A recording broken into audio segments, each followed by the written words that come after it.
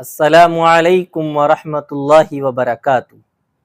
حضرات ناظرین، جادو ایک ایسی بیماری ہے اور ایک ایسا مرض ہے جو انسان کو کسی کام کا نہیں چھوڑتا۔ جو انسان اس مرض میں مبتلا ہو جاتا ہے اس کی زندگی اجیرن بن جاتی ہے۔ آج میں آپ کو جادو ختم کرنے کا، وہ بھی جڑ سے ختم کرنے کا وظیفہ بتلاؤں گا قرآن کریم کی 2 آیتوں کے ذریعے۔ یاد رکھیے گا، جادو کا اثر قرآن و حدیث کے بغیر ناممکن ہے، یعنی جادو قرآن و حدیث کے بغیر ختم نہیں ہو سکتا۔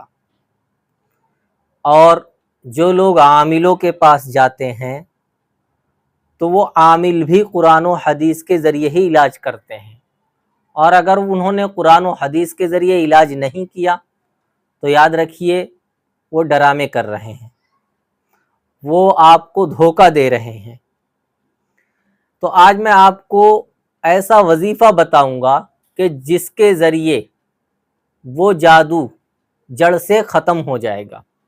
تو پہلی بات تو یہ یاد رکھیے گا کہ جادو کے 4 اقسام ہیں۔ ان میں سے ہر ایک کا جاننا بھی ضروری ہے۔ نمبر 1، جادو کو زبان کے ذریعے پڑھ کر کیا جاتا ہے۔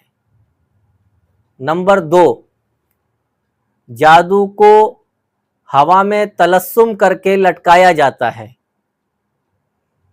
نمبر 3،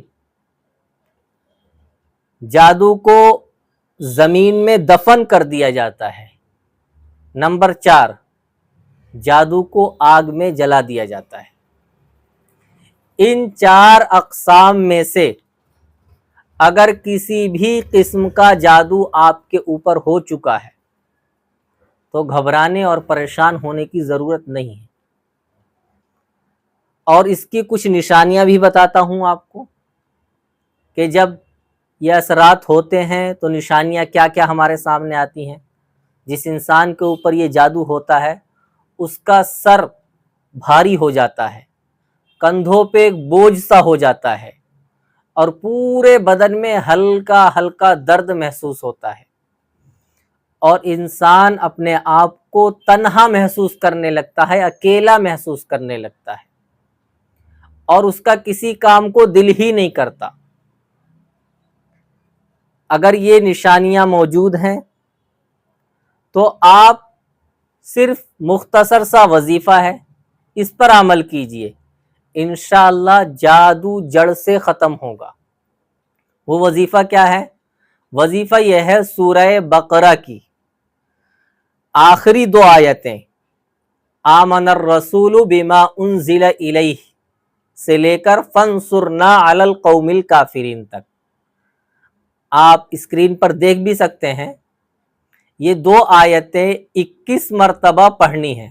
شروع اور آخر میں درود شریف ملا لیجئے، 1 مرتبہ یا 3 مرتبہ، اس کے بعد 21 مرتبہ یہ دونوں آیتیں پڑھیے، اور 21 مرتبہ پڑھنے کے بعد مریض پر دم کر دیجئے اور پانی پر دم کر دیجئے، اور اس پانی کو مریض کو پلائیے، اور اسی پانی سے مریض کو غسل بھی کروائیے، اور یہ پانی آپ دوسروں کو بھی دے سکتے ہیں علاج کی خاطر۔